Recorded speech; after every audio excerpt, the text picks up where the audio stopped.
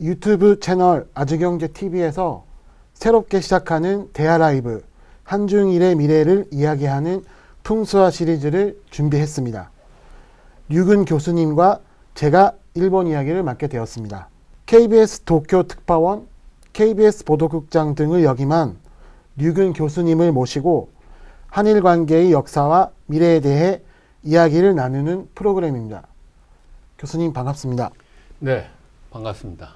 여러분 안녕하십니까? 오늘부터 제가 과거에 저널리스트로서 활동한 한일 관계 취재 얘기랄지 또 지금 현재 아주 엄중한 상태에 놓여 있는 한일 관계에 대해서 이렇게 같이 이야기할 기회를 갖게 돼서 대단히 의미 있고 뜻깊게 생각을 합니다. 예. 저희는 류근 교수님의 일본 이야기를 통해 과거 한일 관계의 역사에서 우리가 배워야 할 점이 무엇인지, 그리고 과거를 토대로 현재와 미래의 한일 관계를 어떻게 봐야 하는지를 생각해보는 그런 시간을 갖겠습니다. 오늘은 첫 번째 이야기인데요. 지금의 한일 관계가 과연 어떤 상황인지를 짚고 넘어가야 될 것 같습니다. 예, 교수님, 제가 먼저 좀 질문을 드리고 싶은데요. 네. 그 교수님이 보시기에 최근 한일 관계가 어떻다고 보고 계십니까? 네. 우선 요즘은 이 일본에 대해서 얘기하는 것이 굉장히 제한이 돼 있어요. 별로 한국에서 뭐 일본은 어떨지 모르겠습니다만 한국에서 일본 얘기를 하는 것은 아주 표현의 자유가 거의 없습니다. 무슨 얘기냐면 우리는 일본이 그동안 한국에 대해서 해온 것, 특히 요즘에 일어나는 사태에서 와 관련해서 일방적으로 우리가 비판을 할 수밖에 없는 그런 생각들을 온 국민들이 하고 계시는 것이 일반적입니다. 근데 지금 이 시간에는 그렇게만 해서는 지금의 한일 관계를 잘 들여다볼 수가 없다. 그런 생각으로 어떤 부분에서는 과감하게 우리의 얼굴 그런 것도 좀 얘기를 하게 될 것이고, 또 일본이 과연 지금 어디로 가고 있는지 이런 것도 가까운 이웃 나라로서 객관적으로 냉정하게 한번 짚어볼 필요도 있고, 그런 얘기를 중심으로 얘기를 하려고 하는데, 우선 지금 말씀하신 것처럼 지금의 한일 관계, 이건 한마디로 얘기해서 과거 그 어느 때와 양상도 다르고 또 이 접근하는 그런 상황이 전혀 달라졌다. 그것이 한일 관계가 좋으냐 나쁘냐, 좋았던 관계, 나빴던 관계 이런 걸 떠나서 지금 한일 관계는 우리 국민도 더 나아가서 한국의 정부도 똑같이 상대적으로 일본의 국민이나 일본 정부가 과거의 한일 관계에 얽매인다든지 그런 기준과 잣대로 지금의 한일 관계를 평가해서는 안 된다. 그런 시점에 왔다. 과거에는 사실 한일 관계, 우리가 흔히 얘기하기를 뭐 가깝고도 먼 나라라든지 일본식으로 얘기하면 일위 대수의 나라. 그러니까 우리 쪽에서는 동해라고 하고 저 친구들은 일방적으로 일본에서는 재팬시라고 표기하고 있는 그 동해를 바다를 사이에 두고 일본과 한국이 같은 띠로 매여 있는 그런 가까운 관계다, 이런 표현도 하고 있는데, 그런 가까운 관계에서 왜 그렇게 과거에 주름살이 있었고 과거에 정말 국민 감정이 극도로 이렇게 서로 자극하는 얘기를 하게 되었고, 그래서 지금과 같은 아주 어떻게 얘기하면 아마도 과거는 차치하고라도 1965년의 한일 제수교 국교 정상화 그 이후의 약 58년, 56년 그 시점에서 볼 때는 가장 좋지 않은 그런 관계가 지금 빚어지고 있다. 이렇게 일단은 현상을 정리를 해볼 수가 있겠죠. 네. 조금 전에 교수님께서 말씀하신 대로 한일 관계가 굉장히 안 좋습니다. 근데 최근에는 특히 뭐 작년부터 이런 보도들이 많이 나오기 시작했는데 한일 관계가 역대 최악이다 이런 보도가 많이 나오고 있고 또 그런 현상들도 많이 나타나고 있는데 교수님께서는 요즘 한일 관계가 최악이라고 이렇게 말을 하는 이유가 어디에 있다고 혹시 보십니까? 예. 사실 과거에도 제 기억에 한일 관계가 65년에 국교 정상화 이후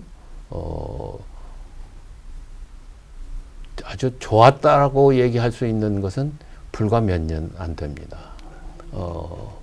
아마도 김대중 대통령이 취임을 해서 김대중 오부치 선언을 하고 그리고 문화 교류 개방되고 그리고 그 이후에 한 10여 년 동안 조그마한 마찰이나 갈등은 있었어도 전체적으로는 가장 한일 관계가 바람직한 방향으로 정상적인 국가들이 정상적으로 문호를 개방하고 서로 사람이 오고 가고 그런 시절을 빼놓고는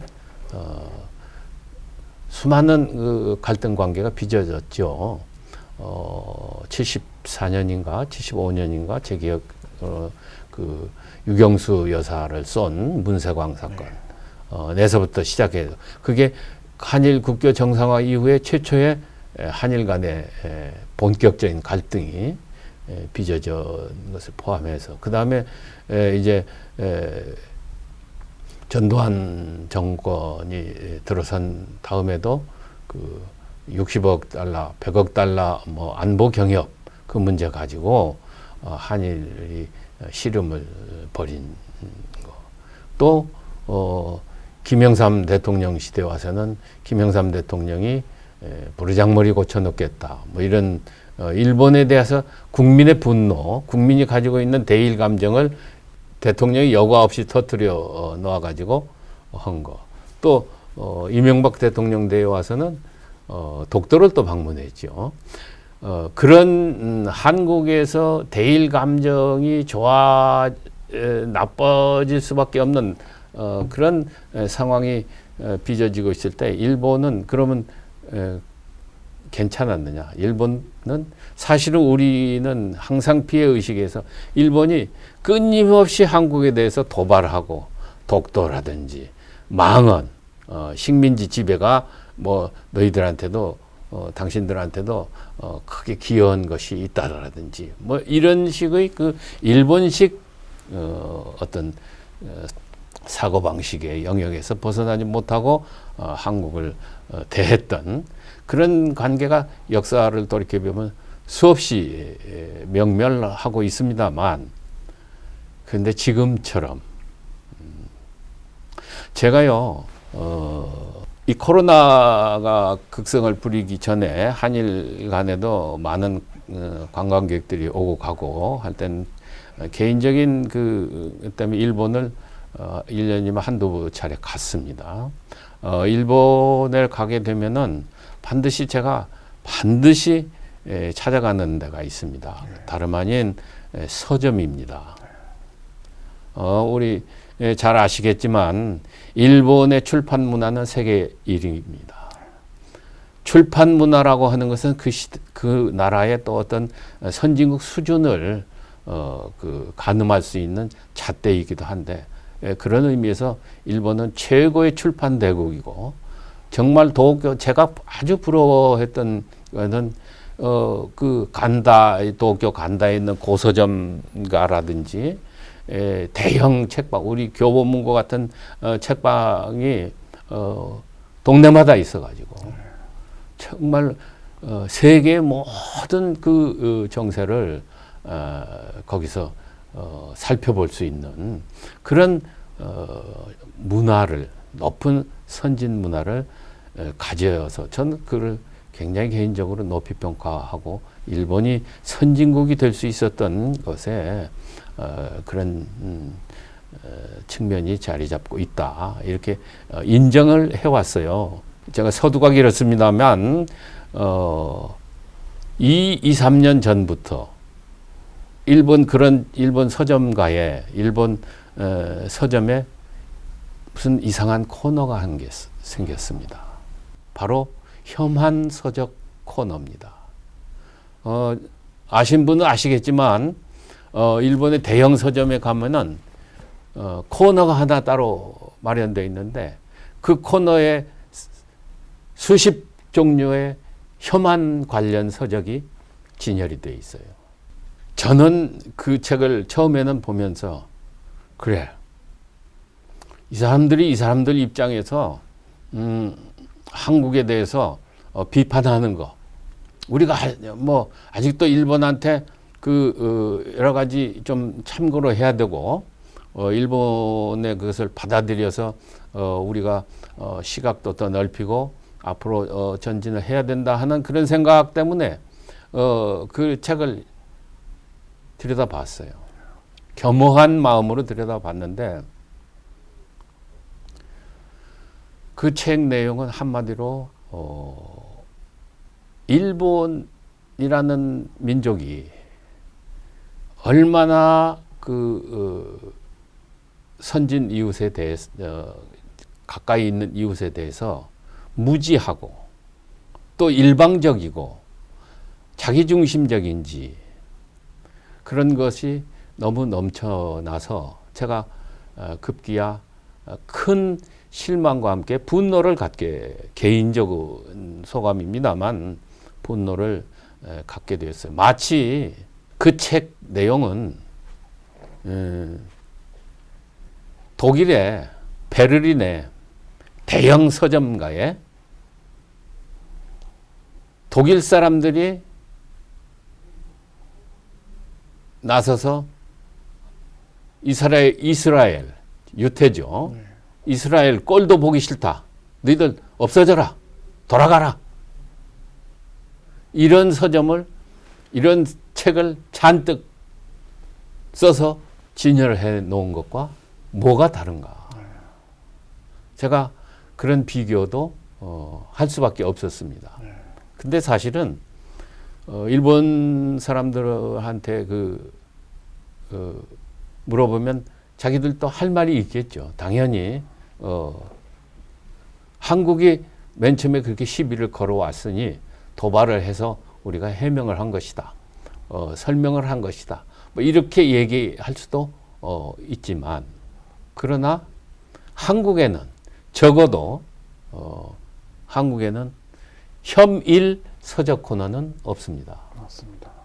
어느 세계 어디를 가든지 그런 식으로 이웃한 나라, 예를 들어서 독일이 프랑스에 대해서, 프랑스가 영국에 대해서, 영국이 뭐 프랑스에 대해서 그런 혐한 서적 코너를 가지고 있다고 한다면 세계인들이 그것을 어떻게 평가를 하겠습니까?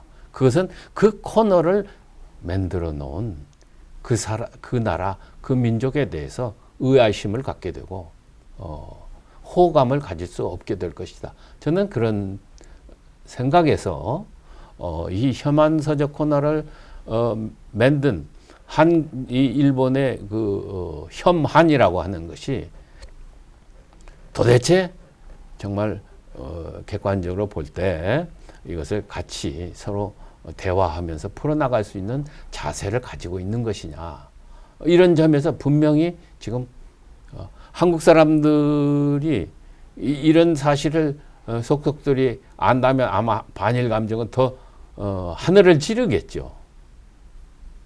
그러니까 맞습니다. 그런 식으로 관계를 끌고 나가서는 안 된다. 그럴 정도로 한일 관계가 지금 나빠져 있다.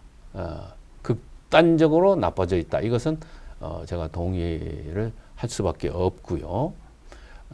그 다음에 그러면 이것이 왜 일본 사람들이 그런 식의 접근을 하고 있는지 그런 것에 대해서 저는 나름대로 좀 그 냉정하게 우리가 분석을 할 필요가 있다. 그런 생각을 우선 하게 됩니다.